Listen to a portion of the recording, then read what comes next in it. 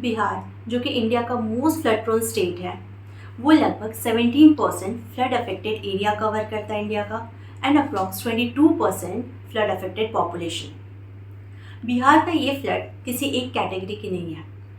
देखा जाए तो सारे कॉम्बिनेशन है सारे कैटेगरी की, चाहे वो फ्लैश फ्लड हो जो कि नेपाल में मानसून की वजह से है, या फिर रिवर फ्लड हो, या फिर congestions of drainage in confluence हो, या फिर permanent water clogging. Hello everyone, this is Srishti Shukla. Welcome to our YouTube channel. River Ganga, जो कि बिहार को 2 अनइक्वल हाफ्स में डिवाइड करती है, ऊपर साइड में नॉर्दर्न बिहार एंड नीचे साइड में सदर्न बिहार। नॉर्दर्न बिहार जहाँ पे फ्लड सिचुएशन फेस करती है, वहीं पे southern Bihar drought situation. Bihar के इस फ्लड सिचुएशन को समझने के लिए हमें बिहार को इंडिया के मैप पे देखना होगा। अगर हम बिहार को देखें तो वो सीधा दिखता है कि वो एक लैंडलॉक्ड स्टेट है। ऊपर साइड में नेपाल, नीचे साइड में झारखंड, ईस्ट में बंगाल और वेस्ट में उत्तर प्रदेश। नेपाल, जो कि एक माउंटेनियस रीजन है, और तिब्बत, वो भी एक माउंटेनियस रीजन है। ये दोनों से हिमालयन रेंज पास करती है। यहाँ पे बहुत सारे रिवर्स ओरिजिनेट होते हैं जो कि फ्लो करते हुए इंडिया में एंटर करते हैं और बिहार में गंगा रिवर को ज्वाइन करते हैं। इनमें से ही रिवर्स है कोसी, गंडक, बागमती और सेवरल अदर्स। कोसी, जिसे कि सौरव ऑफ बिहार से भी जाना जाता है, उसकी अगर हिस्ट्री को देखें तो पिछले 250 सालों में उसने अपना 120 किलोमीटर से पाथ को चेंज किया है। पहले जहाँ पे ये रिवर पूर्णिया के पास से क्रॉस करती थी, आज वही वेस्ट ऑफ सहरसा से क्रॉस कर रही है। इस कोर्स चेंज का मेजर रीज़न है सिल्ट डिपोजिशंस। ये जो सिल्ट डिपोजिशंस हो रहे हैं, ये मेनली हाईलैंड एरिया से जो रिवर्स आ रहे हैं, जो कि नेपाल और तिब्बत से आते हैं, वो अपने साथ मेजर अमाउंट ऑफ सिल्ट लेकर आ रहे हैं, जो बिहार के एक प्लेन एरिया है, लोलैंड एरिया है, वहाँ पे डिपॉजिट करते हैं। ये heavy loads of sediments almost every year increase हो रहे हैं। रिपोर्ट्स देखें तो one of the main reason आ रहा है नेपाल में हो रहे डिफॉरेस्टेशन का। नेपाल में फॉरेस्ट लैंड को कन्वर्ट किया जा रहा है एग्रीकल्चर और द पास्चर लैंड में। और ये हम सभी को पता है कि एक ट्री सॉइल को होल्ड करके रखता है और वाटर की स्पीड को भी ऑब्स्ट्रक्ट करता है। But when these trees are cleared, the soil become loose and the water speed is also not obstructed.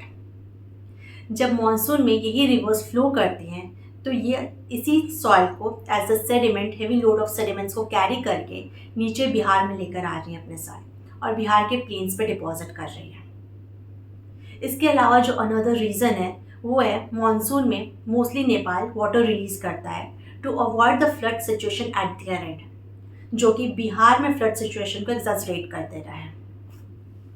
इन दो कारणों के अलावा जो और रीज़न सामने आ रहे हैं वो है कंस्ट्रक्शन ऑफ एम्बैंकमेंट्स। एम्बैंकमेंट्स बने तो थे फ्लड को कंट्रोल करने के लिए, बट वो एक्चुअली सिचुएशन को वर्सन कर दिया। रीज़न इसका ये है कि जो हाईलैंड एरिया से रिवर अपने साथ सेडिमेंट्स लेकर आ रही हैं, वो रिवर चैनल पे, रिवर बेड पे डिपॉजिट करते जा रही है। एम्बैंकमेंट्स जो होते हैं वो रिवर के चैनल को कन्फाइन करते हैं सो दैट रिवर अपने पाथ से डाइवर्ट होकर आसपास के एरिया को फ्लड ना करे, उन्हें इम्पैक्ट ना करे।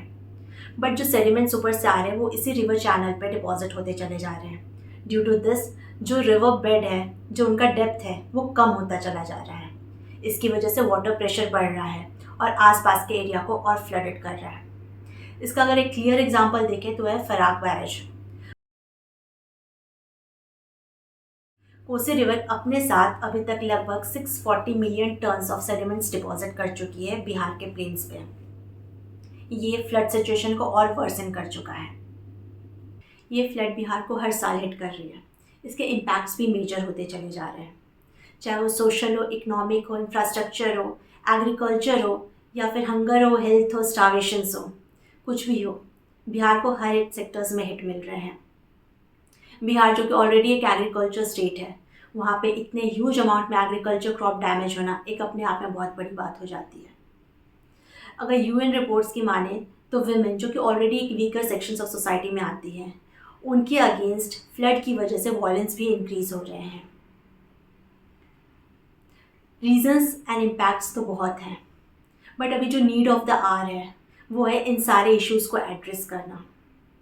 यहाँ पर ज़रूरत है तो interlink of rivers, so that जो northern side of Bihar and the southern side of Bihar, जहाँ एक जगह फ्लड और एक जगह ड्रॉट आ रहे हैं, उन दोनों सिचुएशंस को बैलेंस किया जा सके.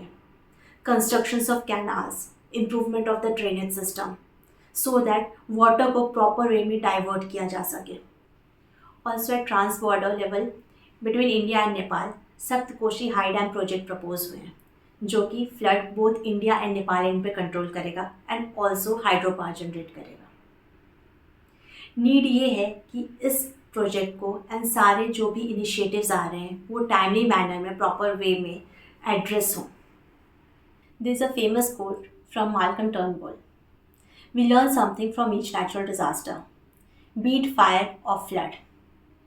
We learn something from them so that we can respond to it and better. Hello everyone. Thank you for watching us. Please do like, subscribe, comment and share. Keep supporting us. Thank you.